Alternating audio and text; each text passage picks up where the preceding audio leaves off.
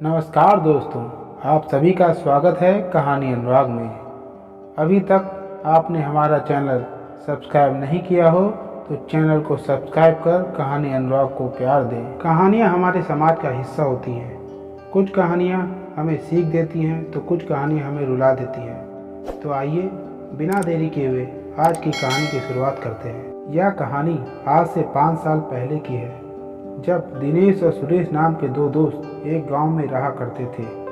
सुरेश पढ़ाई लिखाई में अच्छा था, इसलिए उसकी जॉब शहर में लग जाती है।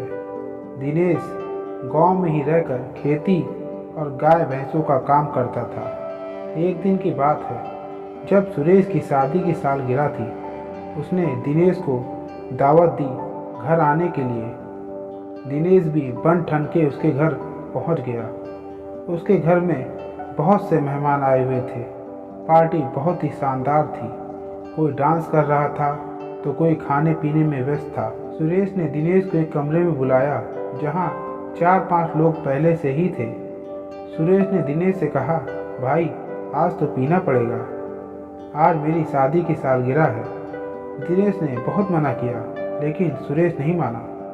दिनेश सभी के कहने पर थोड़ा बहुत लगा लेता है। जैसा आप सभी लोग समझ रहे हैं, यह वही है मदिरा। आज तक दिनेश ने जिसे हाथ नहीं लगाया था उसे आज लेना पड़ गया था। पार्टी में काफ़ी देर हो गई थी। दिनेश सुरेश से विदा लेकर घर की तरफ निकल गया। रात को दिनेश ने एक बस पकड़ी जो उसके गांव से होकर गुजरती थी। क्योंकि दिनेश बहुत ही थक गया था और बस में हवा कुछ ठंडी भी चल रही थी। बस में चढ़ते ही दिनेश को नींद आ गई। कुछ देर बाद बस का ड्राइवर पास आया और उसने दिनेश को जगाया और बोला, भाई साहब लास्ट स्टॉपेज आ गया है, उतर जाइए। दिनेश ने बोला, अरे स्टॉपेज आ गया? मुझे तो 2 स्टॉपेज पहले उतरना था, क्या हो गया? अब इतनी रात में कहाँ जाऊँगा? दिनेश बस से नीचे उतर गया। रात काफ़ी हो चुकी थी। 1-2 आदमी उस बस स्टॉपेज पर दिख रहे थे, जो लगता है आसपास के गांव के होंगे। मैंने उनसे पूछा, अगली बस कितने बजे है? तो जवाब मिला, सुबह 4 बजे जाएगी। अब दिनेश को कुछ समझ में नहीं आ रहा था। चारों तरफ बस अंधेरा ही अंधेरा था। सर्द रात थी, ठंडी हवा तन को हिला रही थी। दिनेश का घर उस जगह से लगभग 3 किलोमीटर दूरी पर था। दिनेश को कुछ भी समझ नहीं आ रहा था कि गांव जाऊं या कहीं सो जाऊं। मन में डर यह भी था कि कहीं ऐसा ना हो कोई लूट ले और मार दे तो। दिनेश को सर्द मौसम में भी पसीने आ रहे थे। वह सोच रहा था कि किससे मदद मांगूं।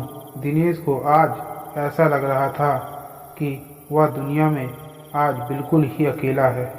आगे बढ़ने के सिवा दिनेश के पास कोई चारा नहीं था। दिनेश सर्द रात में उस खाली सड़क पर घर पहुंचने के लिए निकल पड़ा। दिनेश बहुत तेज़ी से चल रहा था। दूर दूर तक रास्ते में सन्नाटे के सिवा कुछ नहीं था। इसी बीच दिनेश को गांव के मंगू की बातें याद आ रही थी, जो कहता था रात के 12 बजे के बाद भूत और चुड़ैल घूमा करती है और ऐसी स्थिति में कभी भी पीछे मुड़कर नहीं देखना चाहिए। तभी उसी समय झाड़ियों में से कुछ आवाज़ आई। अब दिनेश को कोई जानवर होगा, और ये सोचकर दिनेश घर की तरफ फिर बढ़ चला। कुछ देर बाद दिनेश को ऐसे लगा जैसे कोई उसका पीछा कर रहा था, लेकिन मंगू की वह बात फिर याद आई कि पीछे मत देखना। दिनेश की दिल की धड़कन बढ़ रही थी। दिनेश के पांव और तेज़ी से चलने लगे। गांव नज़दीक आ रहा था और दिनेश की रफ्तार बढ़ती जा रही थी। जैसे जैसे दिनेश की रफ्तार बढ़ रही थी, उसे ऐसे लग रहा था कि पीछे वाला भी उतनी ही तेज़ी से उसकी ओर आ रहा है। दिनेश की धड़कन अब और तेज़ हो गई थी। उसने डर के मारे गांव की तरफ दौड़ लगा दी। मौसम भी खराब होने वाला था। बादल गरज रहे थे।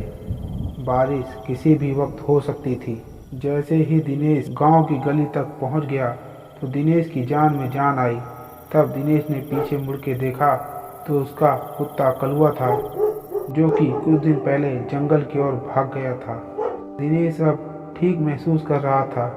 दिनेश कलुआ को अपने साथ लेकर घर पहुंच गया। दिनेश जैसे ही घर पहुंचा, सीधे बिस्तर में घुस गया और उसी रात कसम खाई कि जिंदगी में कभी भी दोबारा मदिरा को हाथ नहीं लगाऊंगा। फिर दिनेश गहरी नींद में सो गया।